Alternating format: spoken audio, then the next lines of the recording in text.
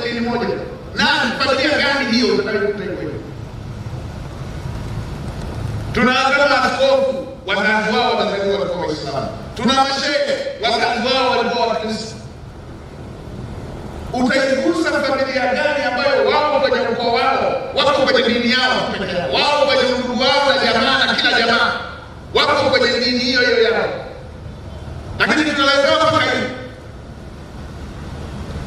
Nimejaribu hata kufuatilia baadhi ya maeneo kwa sababu ni mfano itifaki zingatiwe. Nikaangalia hata mtangulizi wangu, nadhani yeye ni msikitini, mke wake ni kanisani. Nina rafiki yangu mmoja waziri hivi, yeye wa kanisani, mama yake wa msikitini. Yeye wa msikitini, mama yake wa kanisani. Na niwaombe viongozi wetu wa dini, mna haki na tunaheshimu sana ushauri wenu. Epukeni kupelekwa kwenye maeneo ya kugonganisha. Ikitoka kwenu itaenda kwa waumini wenu, na ikifika huko hatutakuwa na nchi tena. Kaeni, wana na fursa nzuri wao mnakaa. Kaeni, rudini kwenye utaratibu wa kukaa. Hata kama kuna eneo mna mitazamo tofauti, kaeni muimalize mitazamo. Tubakize nchi yetu ikiwa moja. Sisi serikali tunashughulikia maeneo yote yaliyokuwa na tofauti, yanayoleta mianya kati ya serikali na taasisi, serikali na vikundi, serikali na vyama. Mheshimiwa Rais kwenye ofisi ya kazi ajira ndani ya ofisi ya waziri mkuu ameongeza na kitengo cha mahusiano kitafanya kazi.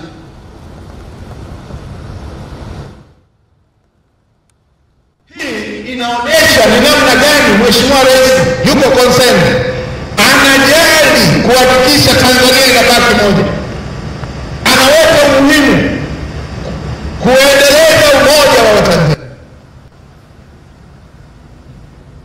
Limetokea tukio kubwa, ametoa msamaha kwa vijana ambao walishiriki bila kuwa wanajua kitu gani kinachoendelea.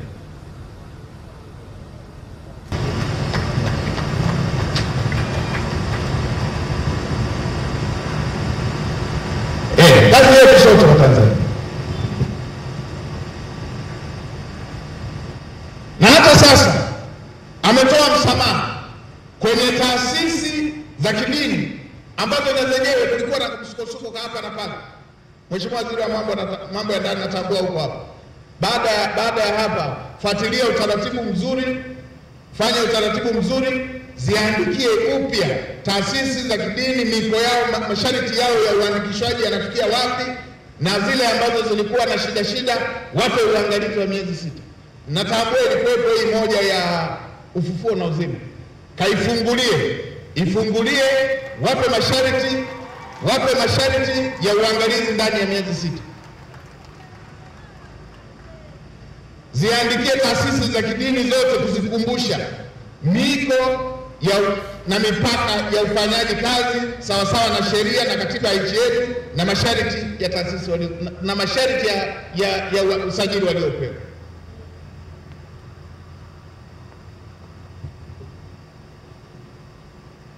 Na nendeni mkayaangalie upya masharti.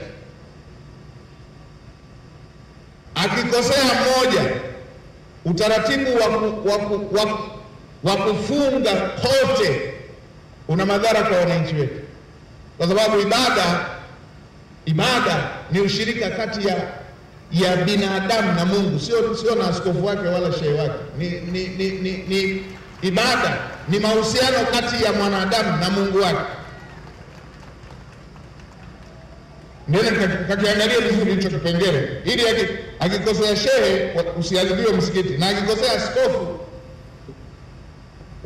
wasiadhibiwe waumini wake, wasinyimwe waumini wake kufanya ibada, kufanya ushirika na Mungu wao.